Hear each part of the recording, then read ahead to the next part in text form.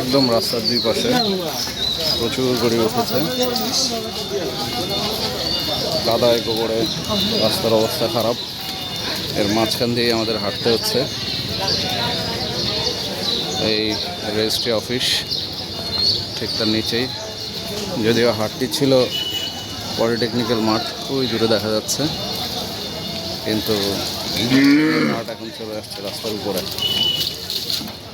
বেশ বেগ পোহাতে হচ্ছে আমাদের অফিসে প্রবেশ এবং বের হয়। তো যাই হোক, এটা তো একটা দিক, দুর্ভোগ।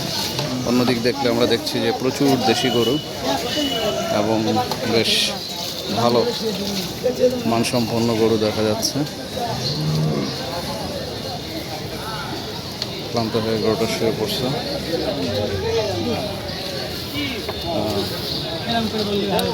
তবে যে হিসাবে গরু আমরা দেখতে পাচ্ছি সেই অনুপাতে কিন্তু এখনও ক্রেতা নেই। আজকে যদিও সোমবার, মাঝে আর দুদিন আছে ঈদের। আমি জানি না যে শেষ পর্যন্ত আগামীকাল এবং পরশু কী পরিমাণ বিক্রি হবে।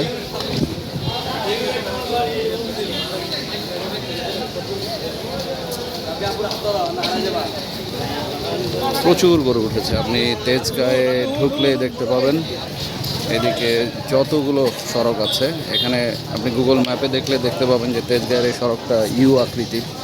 তিব্বত মোড় থেকে শুরু করে ওদিকে সমৃতা হাসপাতাল হয়ে গিয়েছে। এই পুরো সড়ক জুড়েই এই হাট বসে গেছে।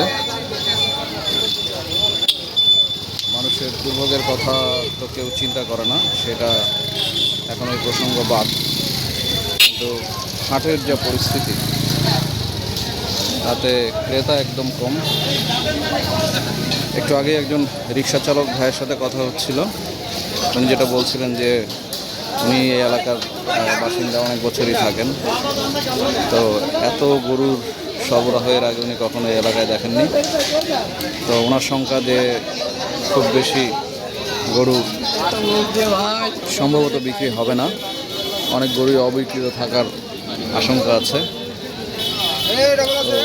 আমরা চাই যে গরু অবিকৃত নয়, সকল গরুই বিকৃত অবস্থায় থাকুক, বিক্রি হয়ে যাক। কারণ এখানে যারা গরু নিয়ে এসছেন তারা বেশ কষ্ট এবং নানা রকমের ভোগান্তি ঝামেলা পার করেই এই কোরবানির পশুগুলোকে নিয়ে আসছেন। শেষ পর্যন্ত যদি সেগুলো অবিকৃত থাকে, এটা আসলে তাদের জন্য একটা মারাত্মক ক্ষতির কারণ হয়ে দাঁড়াবে।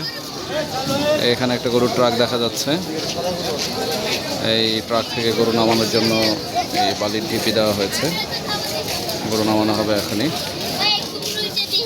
এখান থেকে যদি আর একটু দেখানোর চেষ্টা করি, ওই দূরে দেখা যাচ্ছে জাস্ট এখানে বেশ অনেক সরকারি অফিস আদালত এর মাঝখানে, যদিও এখন সরকারি ছুটি হয়ে গেছে, এজন্য আজকে সড়কে খুব বেশি একটা যানবাহন নেই। মূল হাটটি বসেছে, আমরা যদি একটু দেখি, ওই মাঠে ওই যে দেয়ালে ঘেরা সেই মাঠের ভিতরেই মূল হাট। তবে এবার এখানে গরু অনেক বেশি আসার পেছনে একটা বড় কারণ আমার যেটা মনে হয়, সেটা হচ্ছে যে এর আগে বনশ্রী, রামপুরা বনশ্রী মানে তেজগাঁয়ের ঠিক পূর্ব পাশে বনশ্রী, আফতাবনগর এবং মেরাদিয়াতে হাট বসতো। তো এবছর মেরাদিয়া হাট বসছে না। আর আফতাবনগরে যে হাট বসতো, ঢাকার অন্যতম সর্ববৃহৎ হাট, সেই হাটটিও এখন আর বসে না, কয়েক বছর হয়ে গেল।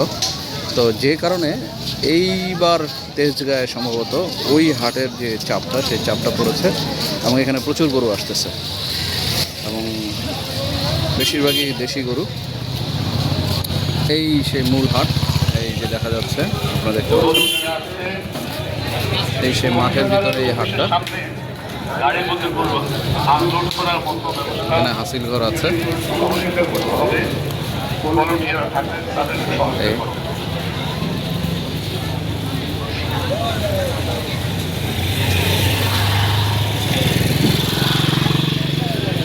তো এই পরিস্থিতি, গরু কোরবানি বাংলাদেশের অর্থনীতির একটা অন্যতম অনুষঙ্গ।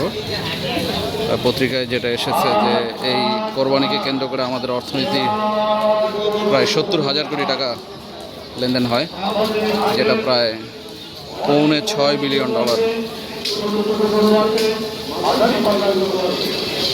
এক বিশাল অ্যামাউন্ট। যা হোক, মানুষের দুর্ভোগকে আলাদা করে রেখে আমরা গরুর খামারি, কোরবানি, অর্থনীতিকে যদি একপাশে রাখি তাহলে দুটো ভিন্ন চিত্র দেখতে পাই। আপনাদেরকে এ পর্যন্তই আজকে স্বাগত জানাচ্ছি। পরে হয়তো নতুন কোনো ভিডিও দিব। ভালো থাকবেন, সুস্থ থাকবেন।